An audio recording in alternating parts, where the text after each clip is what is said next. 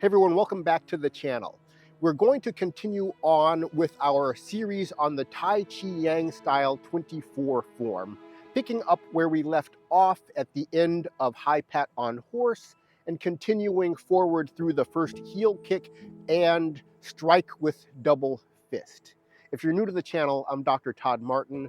The goal of this series is to not only teach you the Tai Chi movements, but also to help you understand how those movements are created by your core, waist rotation and hip actions, and how those movements translate to your daily activities like walking.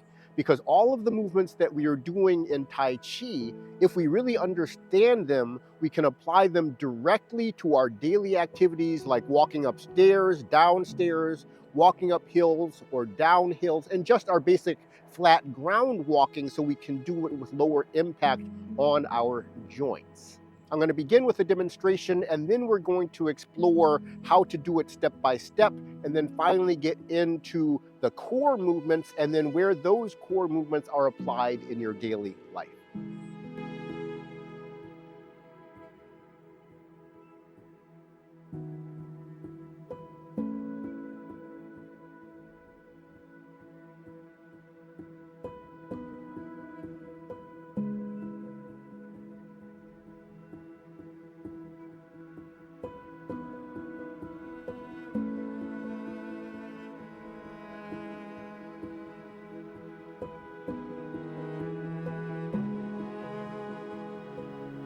Let's start off the step-by-step analysis with the exit from High Pat on Horse and moving into the cross hands position before the kick.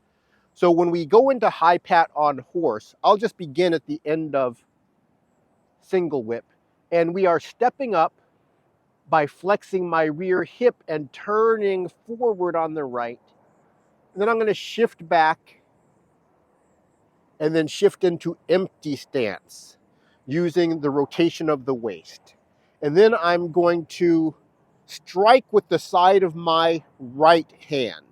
Now the strike involves me extending my left hip against the ground as I rotate towards that extending hip with my upper waist. And that projects this energy of the hand outward. I described this in my recent video on the Pluck core energy that we're using here.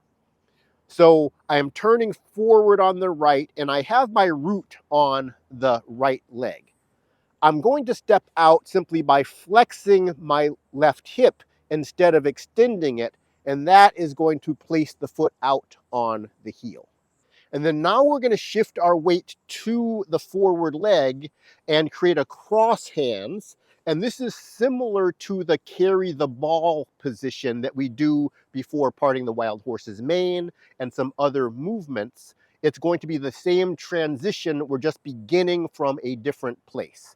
So after I've stepped out, I'm going to shift my weight forward, and that's the first part of the movement. You'll see the left hand begin to rise and the right hand begin to drop as I shift to this flat foot position on my left foot. That motion is going to involve changing my root from the right leg to the left leg. That root is controlled by your lower abdominal muscles right here, tucking on the right. And as I shift forward, they're now going to tuck on the left. So now my root is on the left, the right leg is free. As I do that shift, I'm going to turn the upper waist to the right. Remember, as we were doing High Pat on Horse, the upper waist is turned to the left, and it's still turned to the left. And then now as I shift weight, I'm going to turn the upper waist to the right. And that's going to begin the circling of the arms. This is the first half of getting into any cross hands position. We're going to complete that motion by turning the upper waist from right to left. That is what peels my foot off the ground.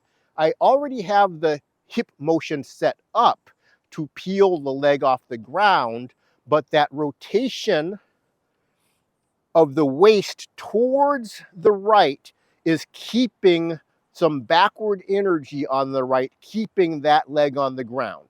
As I turn the energy of my upper waist rotation to the left, it allows the right leg to peel off and then circles my hands in the cross hands position. So this is a very common motion we do all over the Tai Chi forms. And the thing to understand is it's going to set up by turning the waist toward the rear leg, the one you're about to get off of, and then we're going to turn towards the leg you're moving towards, and that energy of rotation from the upper part of the waist gives an outward projection of the arm on that side, and that is why that arm is going to cross to the outside of the first hand that began to rise. So I'm turning to the right, giving some outward projection to the hand on the left. And then now I'm going to turn to the left, giving outward energy to the hand on the right, ending up in the cross hands. Now we're going to rise up and prepare for the kick. And that is going to be this action here. Then kick out with the right heel as you spread your arms and turn the palms slightly outward. Retract the right leg and bring the arms parallel facing up right before slightly bending forward, stepping out on the right heel as you drop your hands parallel to your hips. And then as you shift forward, turn the hands into fists and bring them up and close together as if striking to the ears.